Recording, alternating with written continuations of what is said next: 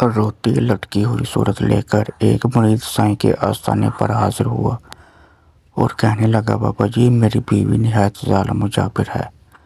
لڑائی ہوتے ہی میرے اوپر ہاتھ اٹھانے لگتی ہے، بہت مار پیٹ کرتی ہے، براہ کرم اس مسئلے کا کوئی حل بتا دیں۔